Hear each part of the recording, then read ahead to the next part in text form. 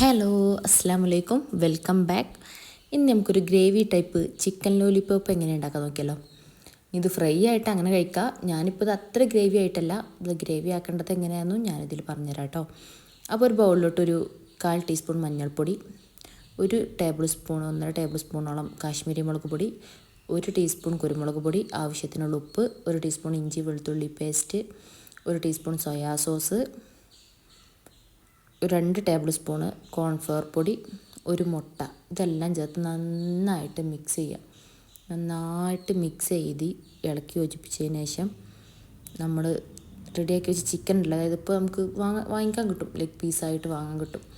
എന്നിട്ട് അതൊന്ന് അതിൻ്റെ മീറ്റൊക്കെ ഒന്ന് താഴോട്ട് കത്തി കൊണ്ട് ആക്കിയതിന് ശേഷം നന്നായിട്ട് കഴുകി ശേഷം വെള്ളമൊക്കെ പോയി ഇതിലേക്ക് ചേർത്ത് നന്നായിട്ട് കൈകൊണ്ട് തന്നെ മിക്സ് ചെയ്യണം കേട്ടോ. കൈകൊണ്ട് നന്നായിട്ട് മിക്സ് ചെയ്യുന്നുള്ള അതിൻ്റെ ഉള്ളിലോട്ട് ഇറച്ചിയൊക്കെ തിങ്ങി നിൽക്കുന്ന സ്ഥലത്തൊക്കെ നന്നായിട്ട് മസാല ചേർത്തതിന് ശേഷം 1-2 മണിക്കൂറോളം ഒന്ന് റെസ്റ്റ് ചെയ്യാൻ വെക്കാം. ചെറിയൊരു 1.5 മണിക്കൂറെങ്കിലും നിങ്ങൾ റെസ്റ്റ് ചെയ്യാൻ വെക്കണം കേട്ടോ. അതിന് ശേഷം ഒരു ചട്ടിയിലൊക്കെ എണ്ണ ഒഴിച്ച് ഒന്ന് പൊരിച്ചെടുക്കാം. നിങ്ങൾക്ക് മുക്കി പൊരിക്കാം, അങ്ങനെയാണെങ്കിൽ അങ്ങനെ പൊരിച്ചെടുക്കാം. ഇതിപ്പോൾ നമ്മൾ ഗ്രേവിക്ക് ആയതുകൊണ്ട് ഇതുപോലെ കുറച്ച് എണ്ണയിലിട്ടിട്ട് പൊരിച്ചെടുക്കാം.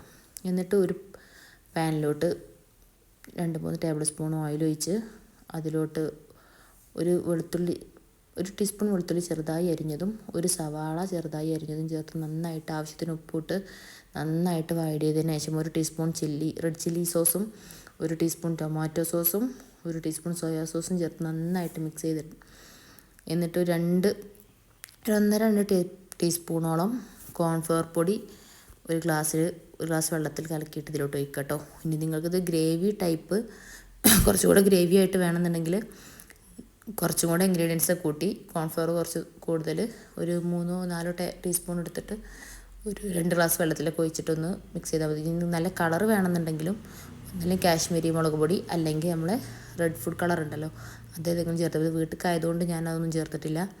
എന്നിട്ട് നല്ല മിക്സ് ചെയ്തതിന് ശേഷം നമ്മൾ ഫ്രൈ ചെയ്ത് വെച്ച ചിക്കനും കൂടെ ചേർത്ത് നന്നായിട്ട് മിക്സ് ചെയ്ത് ഒരു 2 സെക്കൻഡ് അടച്ച് വെച്ചാൽ നമ്മുടെ ചിക്കൻ ലോലിപോപ്പ് റെഡി കേട്ടോ. അപ്പോൾ ഓക്കെ, താങ്ക് യു.